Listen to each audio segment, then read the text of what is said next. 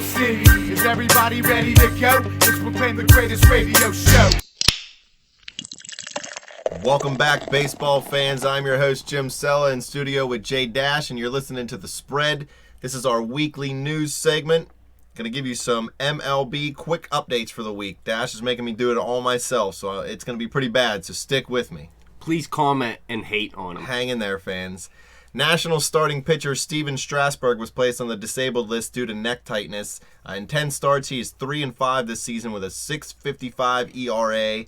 Garbage. Yeah, he has not been good this season. I still believe they really want to get him back, though. Steven Garbageberg. A's closer Sean Doolittle is on the DL again with a strained left shoulder. Just 4 days after making his return, he made only one appearance in those 4 days. Yeah, this is a guy who was a dominating closer for the A's last season, and they really want to get him back in the bullpen, but they're going to have to wait a little longer. Future Hall of Famer, debatable. Adrian Beltre was placed on the 15-day DL on Monday with a sprained thumb. He's expected to be out at least 2 weeks. In a corresponding move, the Rangers called up top prospect third baseman Joey Gallo.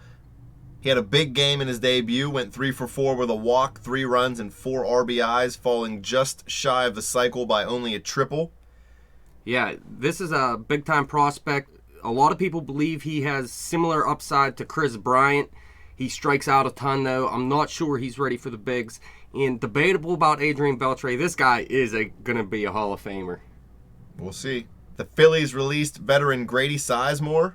Wow. I didn't even know that. He hit .245 and 104 plate appearances this season. Why did they release him? Just they don't believe he's the answer. I guess the Phillies are garbage, so there's no reason to really hold on to him, huh? Sizemore got a shot last season. I think the Indians were the team that brought him back, tried to give him another shot, and he didn't work out for them. Sizemore's just washed up. He's lost it. Brewers all-star catcher Jonathan Lucroy returned from the DL on Monday after missing 6 weeks with a fractured big toe on his left foot. Jose Fernandez threw an extended spring training game on Monday, striking out 7 while not allowing a hit. Fernandez had Tommy John surgery last season and is progressing ahead of schedule. However, the Marlins do not plan on moving up his return date. He's still only expected back in early July. Yeah, I think this is a smart move. The Miami Marlins are not playing good baseball right now. There's no reason to bring him back for an extra win or two. They have a lot of ground to make up. Just get this guy healthy. This is your future. Brewers outfielder Chris Davis is done for 4 to 6 weeks after having surgery to remove torn cartilage in his right knee. 2 seasons ago, at the end of the season, this guy got called up and showed huge power, but he's never really lived up to those expectations he showed that season. Cubs young outfielder Jorge Soler will be out 2 to 3 weeks with a sprained left ankle. He was placed on the 15-day DL. He's someone that people actually believe had a chance to win NL Rookie of the Year this season, and he has been striking out a ton. He has a pretty decent average still, showed moderate power. This guy still has yet to break out, and when he does, the Cubs are going to be even better. Albert Pujols has increased his early production. He hit his 534th home run on Tuesday, tying him with Jimmie Foxx for 17th all-time. It was his 14th home run of the season. I know he got that giant contract, but I love this dude. I don't care if they're paying him $1,800 million. He's beast. Yeah, he's overpaid. It's true. But how about this guy? Is he a Hall of Famer? Yes.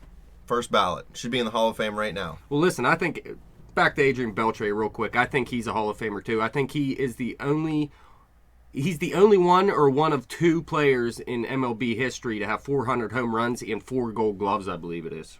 No Hall of Fame for him. The Red Sox have dealt for Alejandro De Aza from the Orioles. He will have to hit well to stay on the 25-man roster when Shane Victorino and Daniel Nava return from the DL. Yeah, this is kind of a surprising move to me. The one thing Boston has is a ton of outfielders. Rusney Castillo, Mookie Betts, Hanley Ramirez, Shane Victorino, Daniel Nava. They just had to cut Peguero because of this trade. I don't see much sense in it. The Mariners traded for outfielder Mark Trumbo as part of a 6-player deal. Among the players going to Arizona is Wellington Castillo, who was just dealt to the Mariners recently in a deal with the Cubs. What this does is this opens up room for Cuban rookie Yasmani Tomas to stay in the lineup when Jake Liam comes back from the DL to play third base. Maybe Tomas and Liam play a little bit of third base each, and then Tomas can get some time in the outfield as well. Rangers outfielder Pablo Escobar. Josh Hamilton is expected to miss 4 weeks with a grade 2 hamstring strain. Hamilton was off to a nice start this season, hitting .273 with 2 home runs. He just can't seem to stay on the field. Yeah, he was showing something I haven't seen from him in years, actually, and it's kind of upsetting to see him already on the DL. Cocaine's a hell of a drug. Yankees starter Masahiro Tanaka has returned from the DL, making a start Wednesday in Seattle. He went 7 innings, allowing just 1 earned run on 3 hits and no walks while picking up the win. This is a guy the Yanks need to play well if they want to hold on to that first place spot in the AL East. You're right, and he needs to pitch like an ace, really. And with him and Pineda, their pitching staff could round out pretty well if they bring up that Severino as well. You could have a nice 1-2-3 combo. Reliever Rafael Soriano will throw for some teams on Thursday. The Cardinals, Cubs, and Blue Jays are reported to be interested. This guy's 35 years old and didn't get a whole lot of interest in the offseason because he struggled down the stretch last year with the Nationals. You think he's going to latch on anywhere? I definitely think he will. He probably won't be a closer anymore, but he can definitely help out the back end of a bullpen. And as a Pirates fan, I don't like the Cardinals and Cubs interested. Your boy Yasiel Puig could rejoin the Dodgers next week. He's had hamstring troubles all year this year, a bunch of setbacks. He's currently on a rehab assignment with everything going well, so he should be back with the team. And they need him for a strong push at the World Series. They don't need him maybe right this second, let him heal up. But if they want to win in the playoffs, they need Puig healthy. Van Slyke was actually placed on the DL, so they do need to get another outfielder back. And Yasiel Puig is the best hitter they have, I believe. Jock Peterson's having a huge season, though. But yeah, they have problems in their rotation. They're playing good baseball still, but they could still get a lot better, and Yasiel Puig is a main piece of that. Well, that's it. We made it through. I didn't pass out. Fans, I hope none of you, your eardrums blew out from our terrible segment here.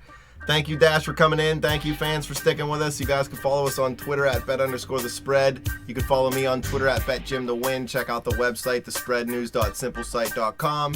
Like us on Facebook. Subscribe to our YouTube channel. We're going to keep this baseball news coming all year long.